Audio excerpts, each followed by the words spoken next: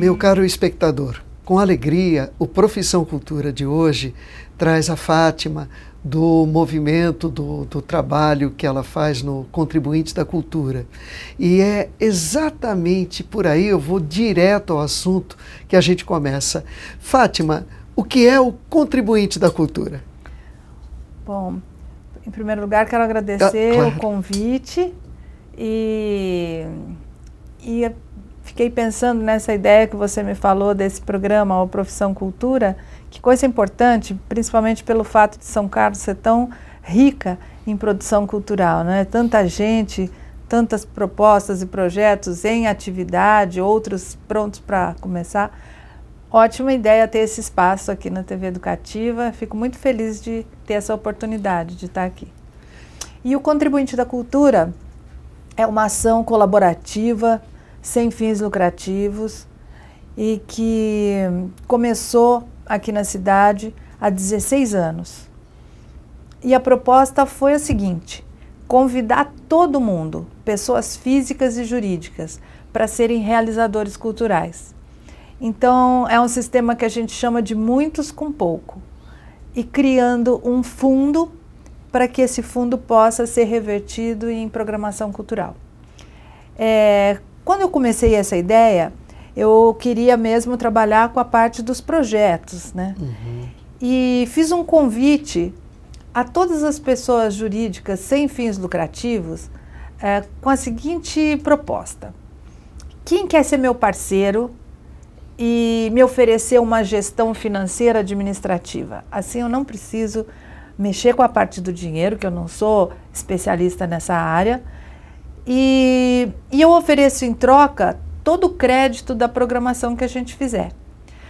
A gente começou nos primeiros anos, né, a gente foi experimentando, vendo como funcionava, e logo que eu mandei essa carta para todas as entidades, muito rapidamente a Universidade Federal retornou e nos convidou para uma reunião e entendeu que esse fosse uma proposta da comunidade e que tinha um caráter muito adequado para ser um projeto de extensão da Universidade Federal. E há uns 12 anos, até mais, quase 13 anos, o projeto passou a ser então um projeto de extensão da Universidade Federal. Ok. E a universidade entendia que era uma atividade que ia ser sempre, em muitas oportunidades, aconteceria articuladamente com cursos e departamentos da própria universidade, revertendo benefícios para toda a comunidade, fora até mesmo do espaço físico da universidade. E daí tramitou em todas as instâncias do conselho e tal, e se tornou então um projeto de extensão da Universidade Federal e a gestão administrativa da fundação de lá, da FAI-UFSCar. Então, eles fazem essa parte e nós fazemos a criação dos projetos, a tramitação pelas leis de incentivo, a gente faz a outra parte, né? Então, se eu pudesse resumir, eu poderia dizer o seguinte: o Contribuinte da Cultura, ele funciona da seguinte maneira: todas as pessoas podem contribuir, várias contribuem, cada um contribui com um pouquinho, faz um bolo, e aí o Contribuinte da Cultura pega esses recursos, procura outros recursos, projetos, leis de incentivo à cultura, e com isso o Contribuinte da Cultura faz com que a atividade cultural aconteça. É isso? Isso, exatamente, Ney. Para você ter uma ideia, nós começamos o projeto logo no início, a gente abriu a nossa atividade com 9 contribuintes. Hoje nós temos aproximadamente 500 contribuintes.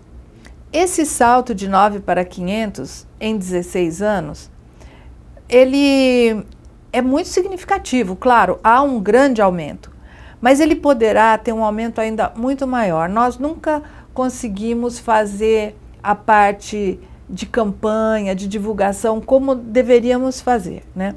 E Mas o que acontece então que com esses 500 contribuintes, mais ou menos, a gente tem um orçamento, esses 500 contribuintes geram mais ou menos entre 6 e 7 mil reais. Por um lado, fala assim, nossa, mas só isso, 500 contribuintes, nos impressos nossos, né, eu ponho o nome de todo mundo e quanto que cada um paga, porque aí as pessoas podem somar e saber o nosso orçamento. Se a pessoa somar tudo e falar, nossa, toda essa gente só dá isso de dinheiro, pode parecer pouco, mas é bastante, porque com isso a gente consegue existir enquanto projeto. A gente consegue ter um escritório com aluguel, que a gente paga com esse recurso. A gente paga o salário da secretária, paga o meu salário, paga gráfica, água, luz, paga o essencial para que a gente exista como projeto, paga a infraestrutura. A programação, a gente não tem ainda um recurso, um orçamento. Fala assim, mas sobram, sei lá, 3, 4, 5 mil reais por mês para a gente fazer uma programação. Isso ainda não temos, mas teremos, se Deus quiser. E como que a gente faz então a programação? Nos boletins que a gente faz na programação, que pode ser vista na internet, cada evento, ele acontece de uma maneira. Uns a gente conseguiu a parceria com o hotel, então a gente conseguiu o hotel e alimentação, outro a gente conseguiu fazer todo o suporte de assessoria de imprensa, de divulgação, a gente vai articulando, conseguimos que a gráfica imprimisse tudo isso. Então a gente tem basicamente um trabalho de articulação para que ele aconteça. Deixa eu fazer uma coisinha. Vamos fazer uma coisinha. Para vocês terem uma ideia de que tipo de evento a gente tem graças ao contribuinte da cultura, eu sugiro que você me mencione um para a gente mostrar agora para o público. Certo. Bom, a gente tem, antes de eu apontar peço só licença para falar como que é montada a programação. À vontade. A programação, Ney, ela acontece assim, ao longo do ano tem uma programação constante, que acontece no nosso Centro Cultural, no Espaço 7, ou na praça, ou no Teatro Municipal, ou dentro de uma ou da outra universidade, porque hoje temos a parceria da USP também, em diferentes lugares. E termina o programa com um grande festival, que é o Festival Chorando Sem Parar, que acontece durante uma semana, e esse recurso do festival não é esse recurso que os contribuintes fazem essa doação, porque ele é um festival de alto custo. Ele é feito através das leis de incentivo e é uma outra maneira de realizar. Então a gente tem a programação que acontece ao longo do ano e tem os projetos especiais. Dentre os projetos especiais está o Chorando Sem Parar e outros. Por exemplo, a gente tem um projeto que eu gostaria de começar mencionando, o exemplo que você me pediu. A gente fez durante 4 anos, e estamos esperando o edital abrir para recomeçar, um trabalho com 500 crianças das escolas públicas. Esse trabalho, que se chama Canal Aberto, Espaço 7, é um trabalho assim que teve um resultado fantástico, não só para as crianças, para quem a gente criou o projeto, mas para nós que participamos do contribuinte e para todos os envolvidos. Um projeto que a gente tinha oficinas, mas não tinha oficineiros, assim, especialistas naquela área que trabalham com... Não, era um projeto oferecido pelas 2 universidades e que os oficineiros eram os professores, os doutores a gente usava um verso de uma música do Caetano que ele fala luxo para todos. Então a gente pegava os profissionais mais gabaritados e botava nessa brincadeira e era uma grande festa eu vou então vamos ver essa grande brincadeira. Vamos.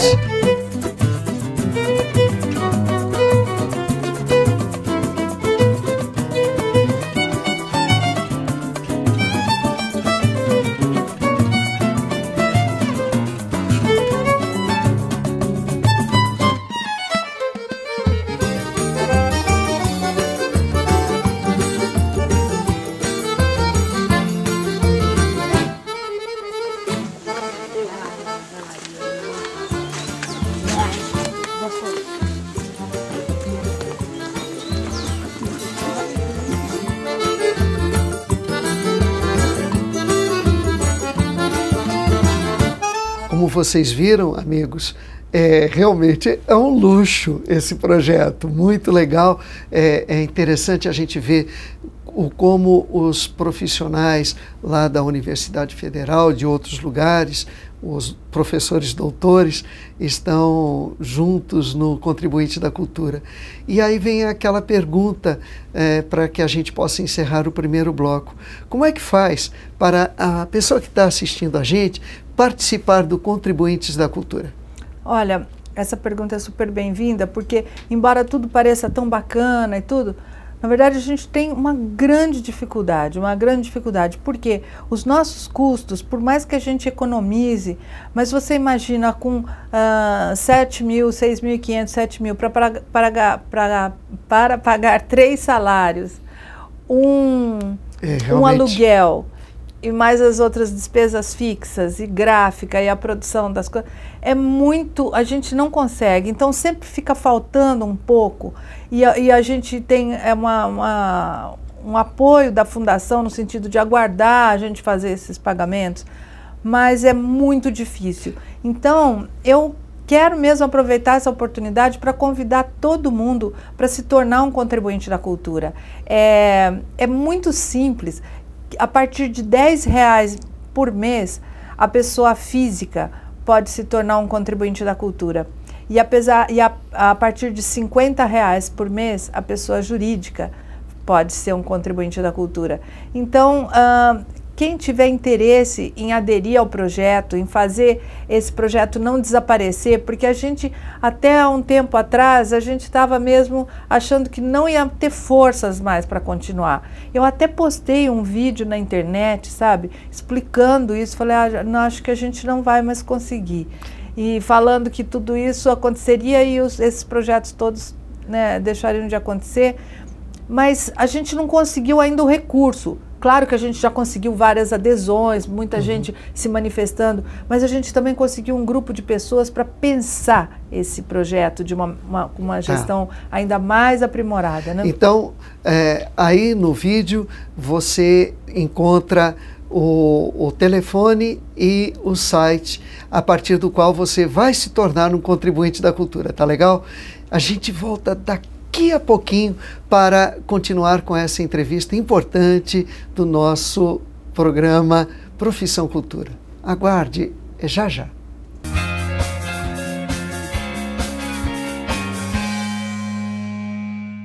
Estamos de volta com o nosso programa Profissão Cultura, entrevistando hoje a Fátima, do Contribuinte da Cultura.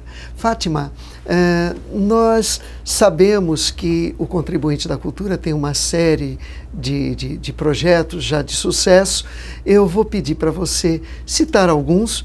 E por que isso? Porque logo depois a gente vai conversar daquele projeto que é, nesse momento, o carro-chefe. Tá bom? Quais projetos você mencionaria que foram de sucesso e que você gostou muito de fazer? Bom, a gente tem de projetos especiais, a gente teve um que eu interrompi, fizemos até a 6ª edição, mas era um projeto que até hoje as pessoas falam muito dele, que foi o Sanka Blues. O Sanka Blues a gente teve 6 edições e foram maravilhosas, em parceria com o SESC. Olha, os parceiros nossos também são assim muito importantes da gente destacar. O SESC é um parceiro tão presente sempre que o SESC chega a fazer ações dentro do nosso Centro Cultural, que é o Espaço 7, pelo SESC. Então a gente faz as parcerias, como recentemente a gente fez o Arrigo Barnabé, feito em parceria com o SESC e também com a USP, que a USP foi também um caso muito interessante, a USP São Carlos, que hoje, através do grupo coordenador, que é ligado à Pró-Reitoria de Extensão, e sem essas parcerias a gente não conseguiria viabilizar mesmo, né? Então, através do SESC, a gente fazia o Sanka Blues. Um outro projeto assim que teve uma repercussão muito positiva foi a produção e o lançamento de um DVD de um grupo que se chama Música Ligeira, que são 3 músicos espetaculares.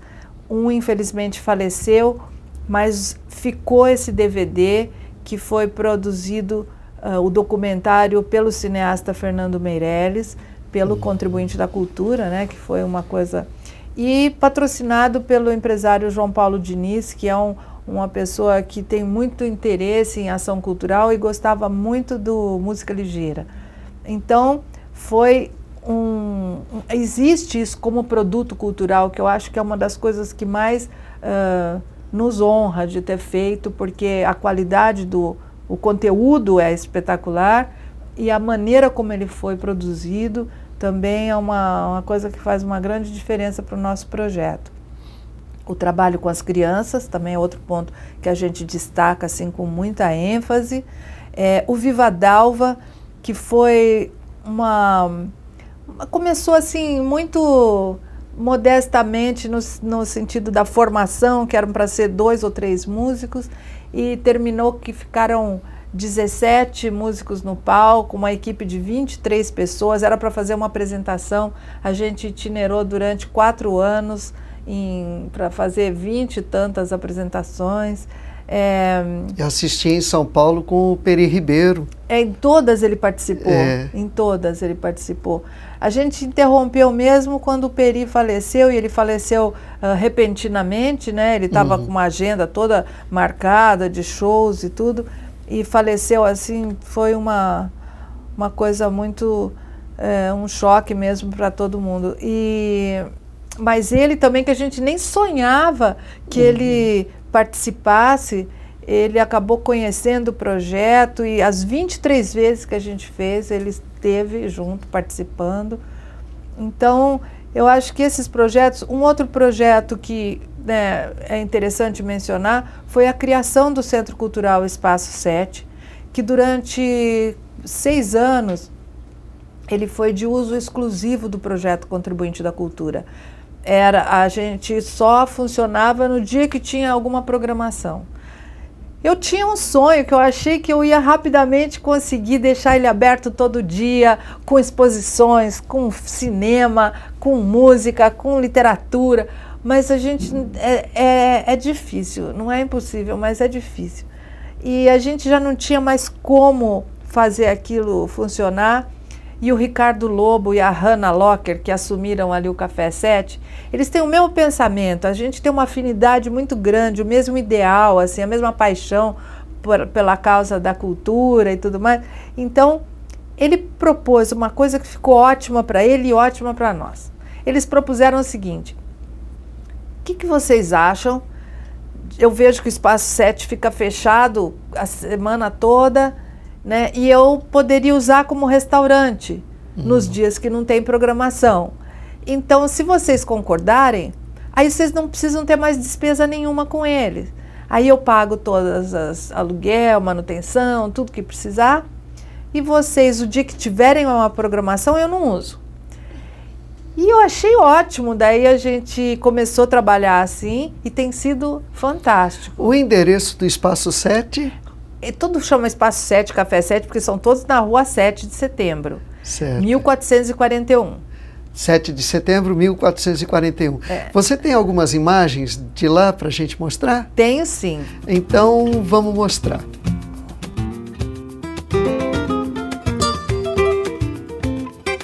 Bom, lá você sabe que o Espaço 7, ele foi todo construído com material de demolição. Às vezes as pessoas entram lá e pensam que é um prédio antigo, mas ele é recente, só que construído pelo engenheiro Fernando Barros, que tem um grande amor assim pela preservação histórica dos elementos, né? Então, aí foi uma junção mesmo de trabalho e de afinidades e tudo, né? Então, o Centro Cultural Espaço 7, hoje, ele é compartilhado pelo Café 7 e pelo Contribuinte da Cultura. Perfeito. A gente tem uma agenda comum na internet, daí quem marca primeiro aquela data é dono da data. Ok. Então, e eles são muito parceiros, oferecem a refeição para os artistas, para os convidados. E você sabe que ele chegou até a fazer, olha, hoje é tão difícil um dono de comércio não pensar só no dinheiro. Eles chegaram a fazer o seguinte: a gente tinha uma apresentação de teatro, porque os artistas que falam, a gente quer que funcione o bar. Não, hoje a gente só quer que funcione só para bebida, mas comida não. A gente quer que tenha mesas e cadeiras. Não, a gente quer que seja auditório. Quem vai fazer a apresentação é que determina, né?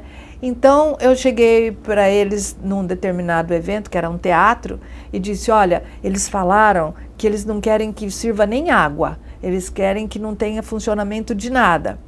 Daí a gente foi lá, na hora do planejamento, estava fazendo um ensaio, aí eles falaram assim, o Ricardo disse, olha, vai vazar som aqui do café, eu não vou funcionar nem lá em cima o café. Falei, mas Ricardo, você vai perder? Era um sábado, né, que é um dia muito movimentado. Vai perder? Ele falou, não, mas vai vazar som, eu já aviso pelo Facebook agora que não vai ter. Então, é muito difícil isso. Eu falo porque esse espírito de Sim, parceria, entrega, nossa, muito legal. E de reconhecimento que aquilo é importante, é muito difícil. Então, eu acho que essas coisas a gente tem que falar e eu fico feliz de ter essa oportunidade Opa. aqui. E vamos falar agora daquele que é o projeto carro-chefe, né, do Chorando Sem Parar. Primeira coisa, vamos ver um trechinho do Chorando Sem Parar.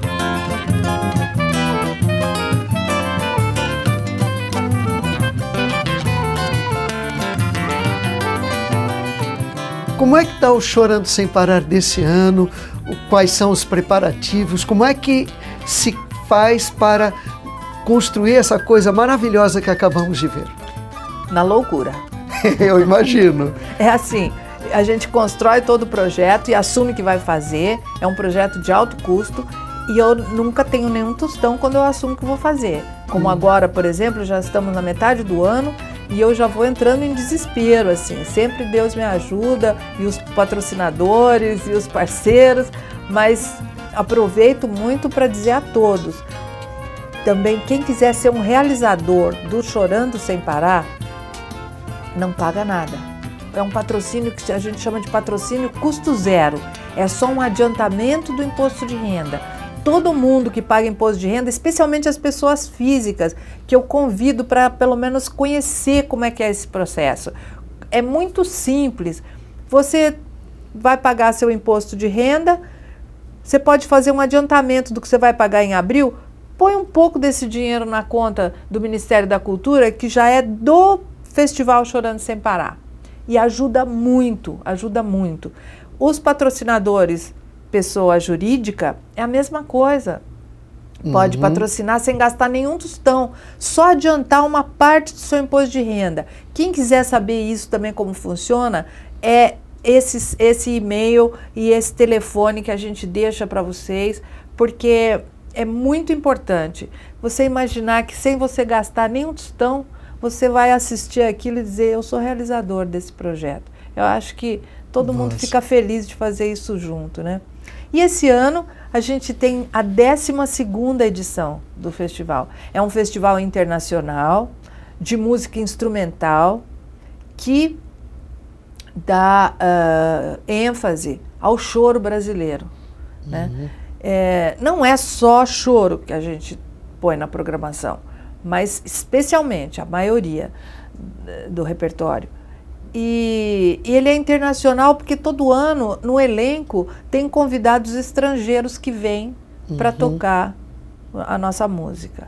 E esses convidados, eles já estão preparando nesse momento o que eles vão apresentar aqui. Isso que é o interessante. Não é simplesmente uma sequência de shows. Não, as pessoas que vêm, elas estão todas envolvidas com o tema daquele ano. Por exemplo, esse ano é a edição Vila Lobos. Então, a edição Vila Lobos, ela tem uma cara diferente da cara da edição Pixinguinha, da edição que a gente fez o rock baiano no choro. Cada uma tem uma cara, né? E a edição Vila Lobos, ela é muito marcada pela mistura do popular e do erudito. Então, a gente tem essa presença muito forte das coisas muito populares, do folclore, das composições mais sofisticadas harmonicamente. Não que o choro não seja. O choro é interessante por causa disso. Ele tem uma grande sofisticação de composição harmônica, de composição melódica, mas ele tem também um acento rítmico que dá aquela alegria mais impactante, digamos assim, que a pessoa, mesmo não sendo um conhecedor, ele já se sente envolvido e tudo mais, né? Tá. Olha, na verdade, o nosso programa já está chegando ao final. Por isso, eu vou pedir o seguinte. Primeiro, que a gente reafirme os procedimentos de contribuinte da cultura e como ajudar o Chorando Sem Parar. E depois, as nossas despedidas, porque a meia hora está acabando. Então, por favor, como é que faz para ser contribuinte da cultura? A gente coloca... a pessoa fala nesse telefone e nesse e-mail. É isso. Daí a gente já manda as informações para a pessoa. Tá legal. Mas é muito simples. Pessoa jurídica a partir de R$10 mensais, pessoa física a partir de R$10 mensais e jurídicas a partir de R$50 mensais. E para o Chorando Sem Parar, também tem um sistema que é simples e que a gente encaminha nesse mesmo e-mail ou telefone que as pessoas ligarem. Tá. O que vai acontecer agora é que, na próxima vez, eu acho que nós vamos ter o dobro de contribuintes da cultura, não é? E, Fátima, muito obrigado pela sua presença. E eu sei que eu estou falando em nome da coletividade de São Carlos, agradecer esse trabalho maravilhoso que faz de São Carlos uma cidade que tem cultura de verdade. Muito obrigada. Obrigado. O nosso programa volta na semana que vem. Aqui na Praça 15, a casa do Chorando Sem Parar. A princípio era só um dia, só o domingo, 12 horas. Agora a gente tem 7 dias de Chorando Sem Parar.